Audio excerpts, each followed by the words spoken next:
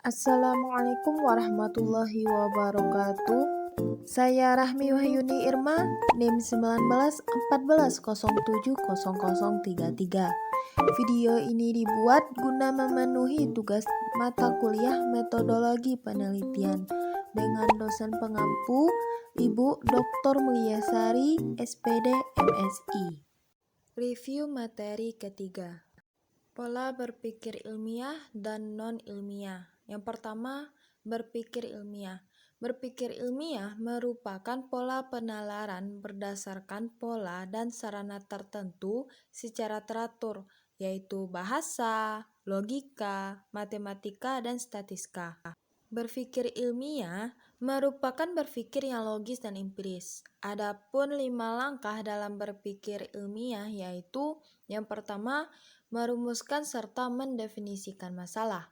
Yang kedua, menyusun kerangka berpikir dalam pengajuan hipotesis. Ketiga, merumuskan hipotesis. Keempat, menguji hipotesis. Yang kelima, menarik kesimpulan. Pola pikir berpikir ilmiah ini ada 3. Yang pertama, induktif, merupakan aliran empiris.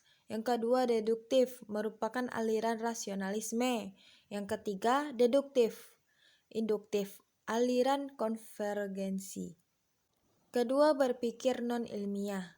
Berpikir non-ilmiah yaitu aktivitas berpikir yang dilakukan oleh seseorang dengan hanya menggunakan akal sehat, perasaan, dan prasangka, serta intuisi di mana kebenarannya diperoleh secara kebetulan tanpa melalui pengumpulan data. Jenis berpikir ilmiah yaitu sebagai berikut. Yang pertama, dogmatis atau kepercayaan. Kedua, intuitif atau pengetahuan yang diperoleh secara tidak sadar. Ketiga, spekulatif atau coba-coba. Dan yang terakhir, otoritas, yaitu berdasarkan pendapat. Penelitian pendidikan. Pertama kita bahas mengenai hakikatnya. Penelitian merupakan penerapan pendekatan ilmiah pada pengkajian suatu masalah. Sedangkan penelitian pendidikan merupakan sebuah kegiatan pengembangan pengetahuan dan pemecahan masalah pendidikan melalui metode ilmiah dengan peristiwa yang menarik perhatian pendidik. Lalu kita bahas mengenai fungsinya. Fungsinya yaitu ada penelitian dasar, merupakan penelitian yang diperuntukkan bagi pengembangan suatu ilmu, pengetahuan, serta diarahkan pada pengembangan teori yang ada. Lalu penelitian evaluatif, merupakan mengukur keberhasilan suatu program. Lalu penelitian terapan, yaitu untuk mencari solusi mengenai masalah tertentu. Tujuan dari penelitian pendidikan ini yang pertama memperoleh informasi baru.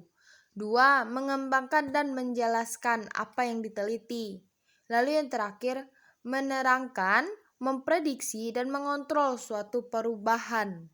Paradigma pendekatan penelitian. Paradigma penelitian merupakan bagaimana pandangan peneliti melihat suatu masalah serta kriteria pengujian sebagai landasan menjawab masalah penelitian. Adapun karakteristiknya yaitu yang pertama objektivitas, kedua ketepatan, 3 verifikasi, 4 penjelasan ringkas, 5 empiris, 6 penalaran logis, dan kesimpulan kondisional. Jenis-jenis paradigmanya yaitu ada 2. Yang pertama penelitian kuantitatif, yang kedua penelitian kualitatif. Adapun elemen-elemennya, yang pertama epistemologi. Bagaimana cara mengetahui sesuatu dan apa hubungan antara peneliti dengan pengetahuan. 2. Ontologi, yaitu pertanyaan dasar tentang hakikat-hakikat realitas. 3. Metodologi, yaitu bagaimana cara kita memperoleh pengetahuan tersebut. Selanjutnya jenis penelitian di bidang pendidikan. Yang pertama berdasarkan fungsi. 1. Penelitian dasar atau penelitian murni. Ini digunakan untuk menguji teori atau menjawab pertanyaan tertentu dalam suatu disiplin ilmu, tanpa dikaitkan dengan penerapan. 2. Untuk penelitian terapan. Ini bertujuan untuk menerapkan dan mengembangkan pengetahuan dalam bidang praktis. Lalu yang ketiga, penelitian evaluasi, yaitu mengukur manfaat dan nilai praktek dalam situasi tertentu. Adapun berdasarkan sifat permasalahannya, yang pertama historis, yaitu memberikan interpretasi dari suatu status keadaan di masa lampau untuk dibandingkan dengan masa sekarang. Lalu yang kedua, deskriptif, yaitu menggambarkan ciri-ciri gejala dan tidak berusaha menjelaskan sebab akibatnya. Lalu yang ketiga, kasus, yaitu penelitian mendalami terhadap suatu kasus tertentu. 4. Korelasional, menjelaskan hubungan antara dua variabel atau lebih. Yang kelima, kausal komparatif, yaitu menyelidiki kemungkinan-kemungkinan hubungan sebab dan akibat antara faktor-faktor tertentu.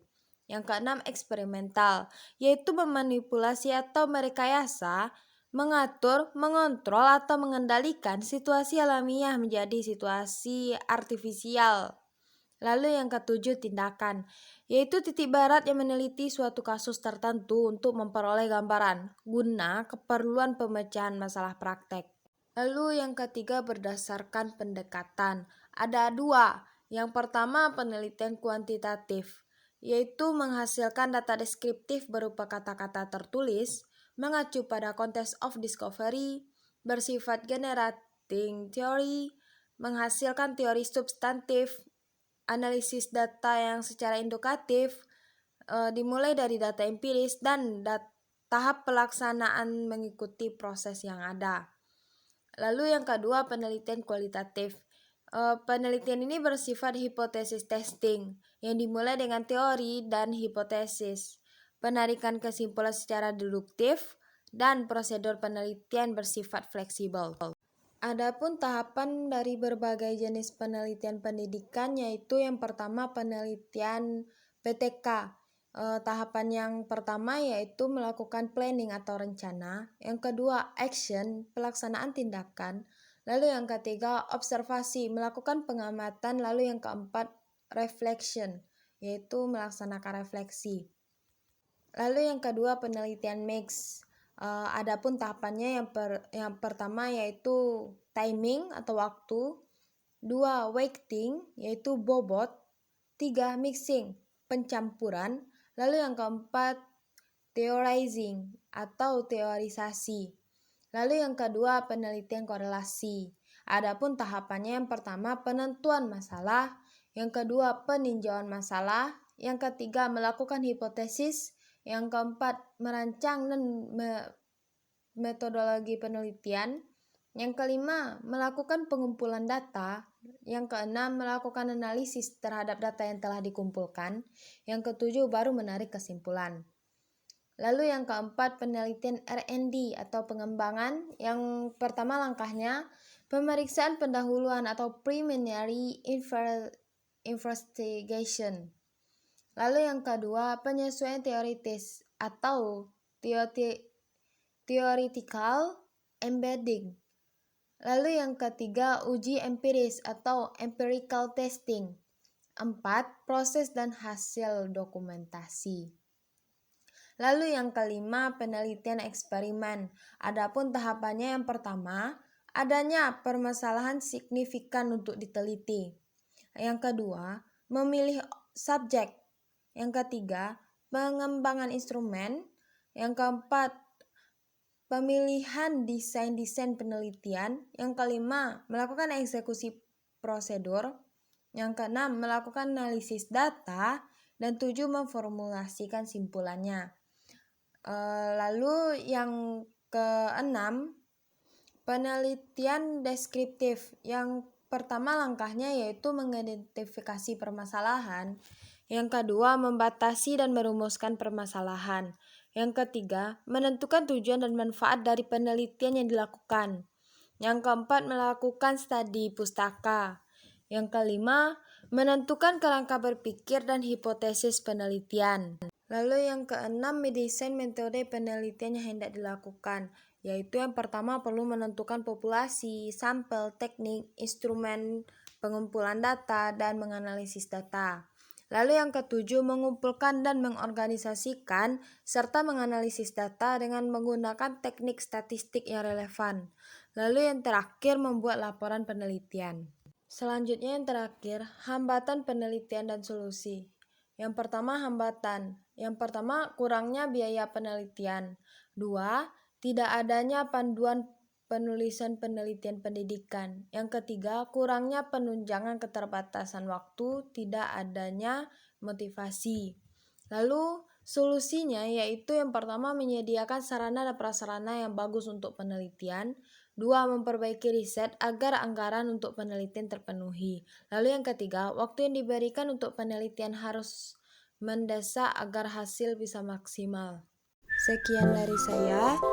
Semoga dapat membantu bagi teman-teman yang melihat video ini. Dan bila ada kesalahan mohon dimaafkan karena saya juga manusia yang tidak luput dari dosa.